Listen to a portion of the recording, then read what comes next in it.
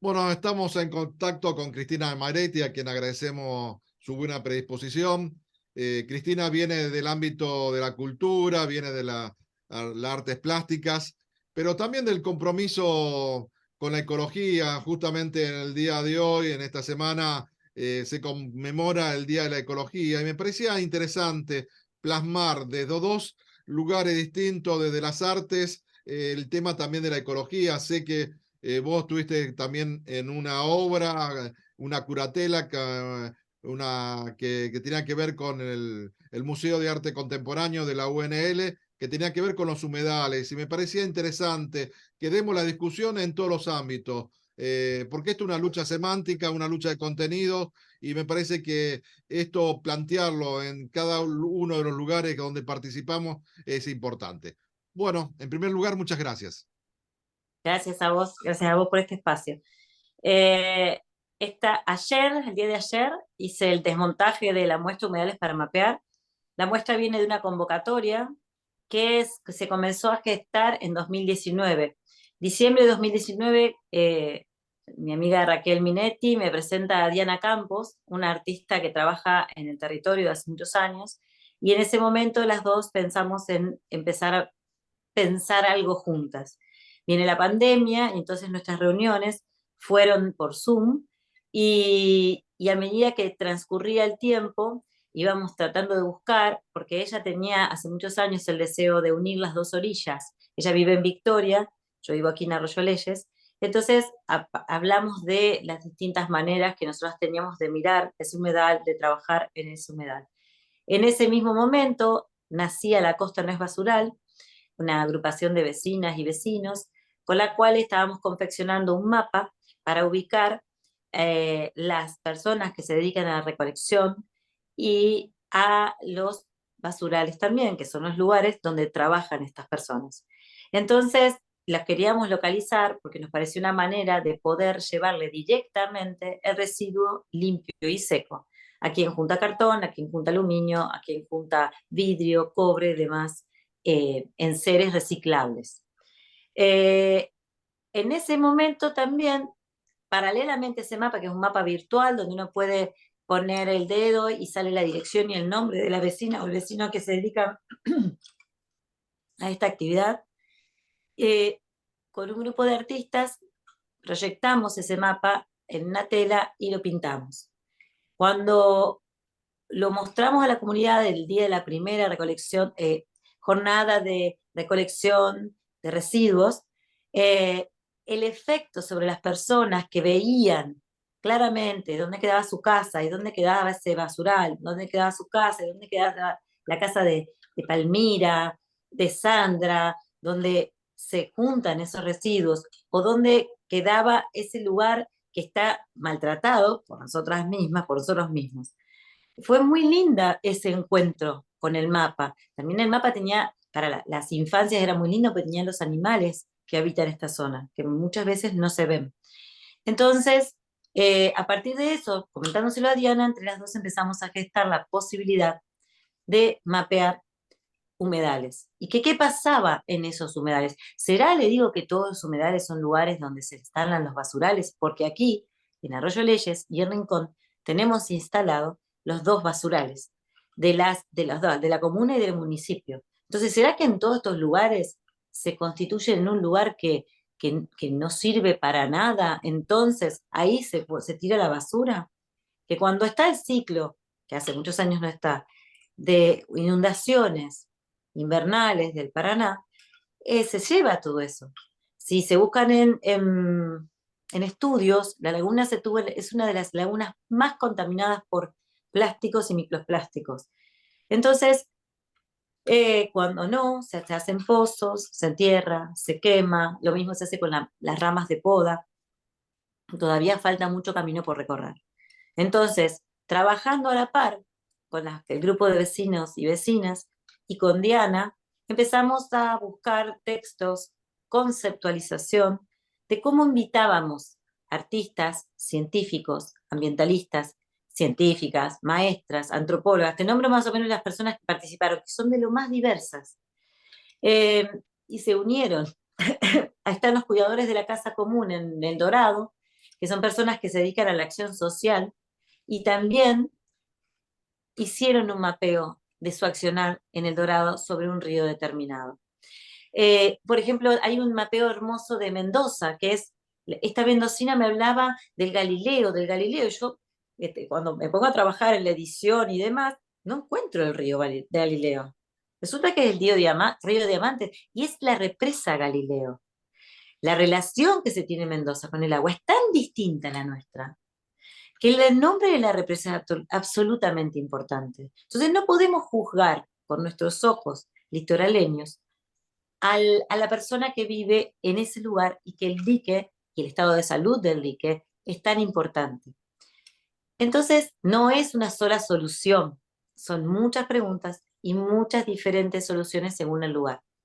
Tuvimos la suerte de que en ese momento se gestó también Ámbar, que es una plataforma que desea juntar artistas, medioambientalistas, científicos, científicas, en una plataforma donde vos subís tu proyecto y después automáticamente se comunica a la comunidad que está dentro de esa plataforma y así se empieza a formar una red y podés intercambiar información y conocer. Entonces ese era el lugar ideal para nosotras, para cuando las personas nos mandaran sus proyectos, subirlo. Nosotras no teníamos posibilidad de hacer una plataforma para humedales para mapear. Ahí conocemos, Diana ya lo conocía, Francisco Paredes, que es un gestor cultural y artista, que terminó de darle el pie a tierra a humedales para mapear, y así pudimos entre los tres lanzar esta convocatoria, que fue un éxito.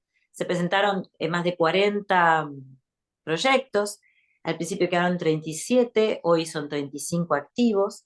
La idea de no, realmente los proyectos que no entraron fueron proyectos que no tenían ninguna conexión con la comunidad, o eran proyectos artísticos, más artísticos que conectados con la comunidad, porque Humedales para Mapear, aparte de pedir una acción en el territorio humedal, se pedía que después, que mientras se está trabajando ese proyecto, se conecte con la comunidad más cercana al humedal. ¿Por qué? Bueno, yo produzco arte relacional, entonces lo puedo explicar desde mi lugar. Cuando yo comparto mi acción artística con los miembros de la comunidad, con las miembros de la comunidad, hay una transformación en el proyecto. El proyecto se despliega, se abre, muta. Entonces, la obra de arte nunca es final, es en un momento, en una instantánea, luego va a seguir, pero al estar eh, permeada a la charla con la persona que habita en ese lugar donde yo estoy realizando mi obra artística, cobra otra dimensión y otra mirada y se enriquece. Entonces ese era un punto muy importante, muy difícil de explicar a quien no realiza arte relacional, pero que tuvo un éxito muy hermoso, como se compartió en cada lugar con la población. Hoy hay proyectos que todavía están en proceso y hay proyectos que ya han hecho como una edición casi final de su accionar. Los proyectos fueron de Ushuaia, de Chubut, de Bahía Blanca, o sea, provincia de Buenos Aires, muchos en la zona desde el Tigre hasta Berisso, pero Bahía Blanca es como el punto sur de la provincia de Buenos Aires. Bueno, como dije, Mendoza, Misiones, Entre Ríos, Santa Fe, y tuvimos también un proyecto de Ecuador, que es una delicia, porque es de una maestra y una antropóloga, y nos cuentan ellas que hay unas lagunas ancestrales de los pueblos originarios, que ellos, es como el tajamar.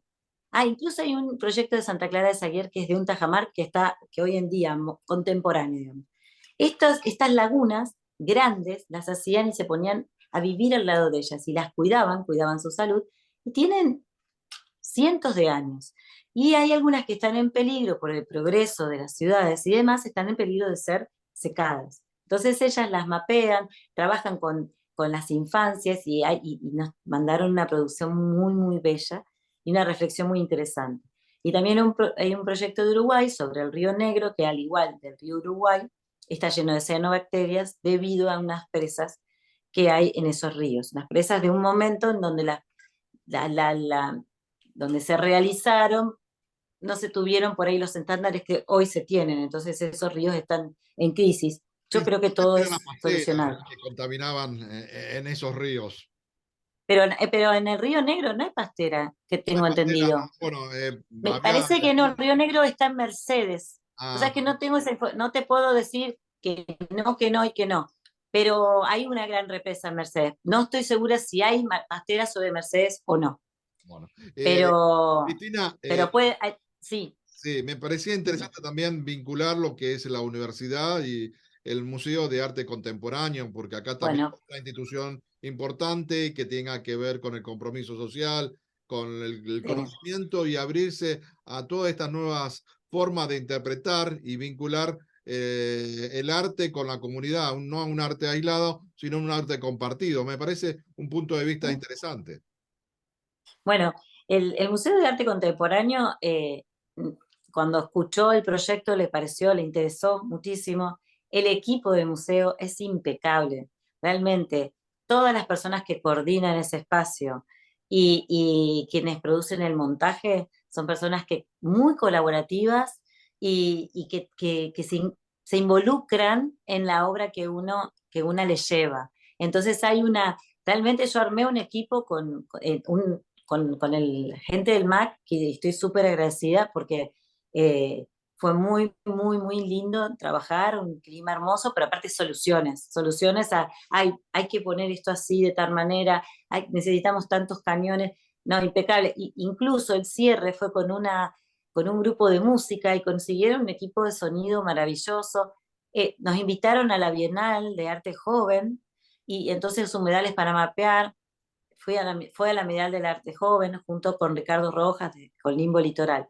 Ahí se vuelve a replicar. En el guión curatorial, que lo produzco yo, el texto yo lo abro y le invito a Carla Loa, que es una eh, eh, geógrafa y doctora en filosofía y historia de la cartografía. Abro la posibilidad porque me parece que es muy interesante abrir y sumar saberes, antes que producir yo también el texto de sala. El guión fue un guión vivencial y tenía que ver con esto de aproximarnos a la comunidad, porque invito a Mariana Reyes, una artista de la zona, a que dibuje un mural de la Laguna Setúbal. Entonces, la santafesina, el santafesino que entraba a la muestra, primero se encontraba con esa laguna. Entonces podía, porque había tanta información, 35 proyectos, tanta información, que era muy importante acercarme a la comunidad santafesina para que pueda empezar a dialogar con esta muestra. Entonces, a partir de ahí, desde lo próximo a lo lejano, se fue ordenando la muestra y también cuando uno terminaba la muestra había mapas y fotos aéreas de lo que fue el estudio para Paraná Medio. Entonces también traer una problemática y traer al escenario, que hubo un conversatorio muy interesante, de qué hubiera sido si el proyecto Paraná Medio se realizaba, cuál hubiera sido el costo ecológico de ese proyecto. Sí. Entonces, en ese mes y medio se desarrollaron, también vino la Casa de Altos Estudios que tiene los becarios en este momento, justamente hablando de ciudades humedales y la problemática, también hicieron un conversatorio en el marco de Humedales para Mapear.